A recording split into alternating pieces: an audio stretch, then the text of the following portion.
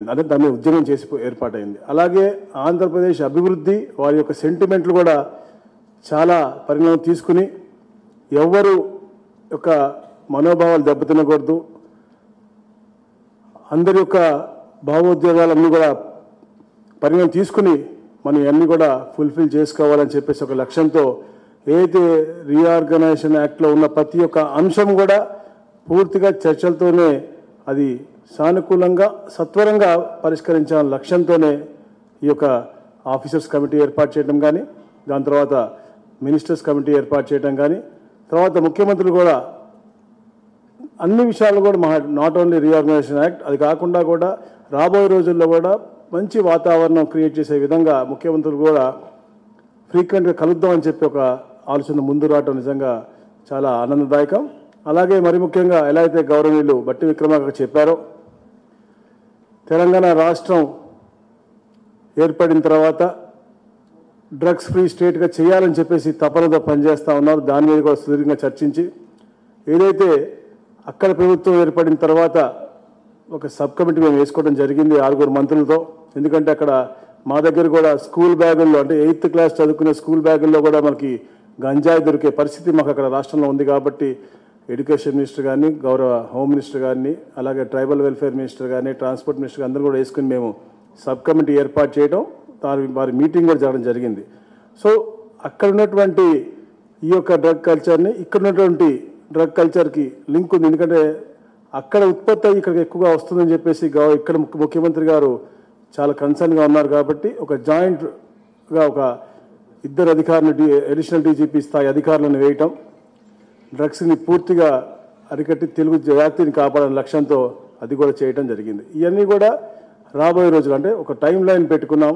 2 వారాల్లో తప్పకుండా ఇరు ముఖ్యమంత్రులు కూడా హర్షించే విధంగా ఏదైతే ఈరోజు సూచనలు ఇచ్చారో మంత్రివర్యులందరూ కూడా ఇవన్నీ కూడా తీసుకుని వెళ్ళి ఆఫీసర్స్ అందరూ కూడా కూర్చుని సిఎస్ గారు కాకుండా ముగ్గురు అధికారులు ఉండి ఒక మంచి స్టెప్ అంటే వే ఫార్వర్డ్ వెళ్ళే విధి విధానాలతో పాటు ఒక మంచి ఇదిగో తీసుకొస్తారు. తప్పకుండా తెలుగు రాష్ట్రంలో ఉన్న తెలుగు రాష్ట్రంలో ప్రతి ఒక్కరు కూడా హర్షించే విధంగా ఈ యొక్క రీఆర్గనైజేషన్ యాక్ట్లో ఉన్నటువంటి అన్ని అంశాలు కూడా ఇంప్లిమెంట్ చేయడానికి పూర్తిగా ఈ కమిటీస్ కూడా చేస్తాయి. అలాగే వచ్చినటువంటి అన్ని అంశాలు కూడా మళ్ళా మేము చర్చించిన తర్వాత తమరితో మేము అందరం కూడా మాట్లాడతాం. Thank you.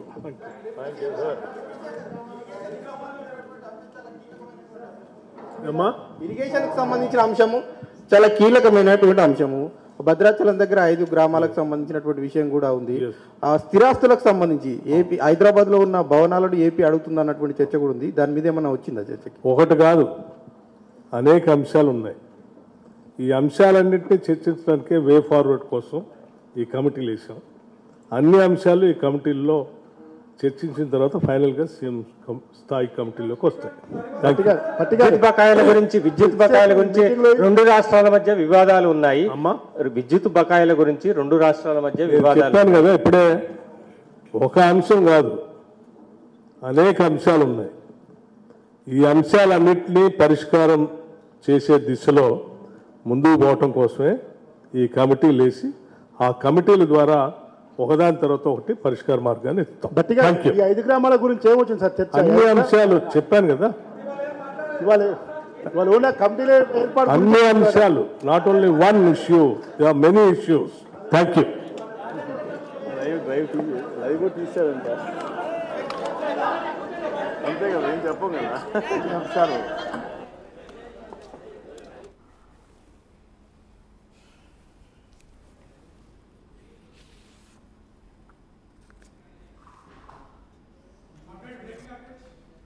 రైట్, అది డిప్యూటీ ముఖ్యమంత్రి భట్టి విక్రమార్క చెబుతోంది. వివిధ అంశాల మీద చర్చించామంటూ కూడా ఆయన చెప్పుకొచ్చారు. గత 10 ఏళ్లలో విభజన చట్టంలోని అంశాలే కాక ఇతరత్ర అంశాలు కూడా చర్చించామంటూ కూడా ఆయన చాలా ఇంట్రెస్టింగ్ కామెంట్స్ చేశారనే చెప్పుకోవాలి. దాంతోపాటు పరిష్కార మార్గం కోసం మొట్టమొదటిగా ఉన్నత స్థాయి అధికారులతో కమిటీని ఏర్పాటు చేశాం. అంటే ఈ కమిటీలో సిఎస్ స్థాయి అధికారితో సహా, అవును సిఎస్ స్థాయి అంటే చీఫ్ సెక్రటరీతో పాటు మరో 3 అధికారులు ఉంటారు.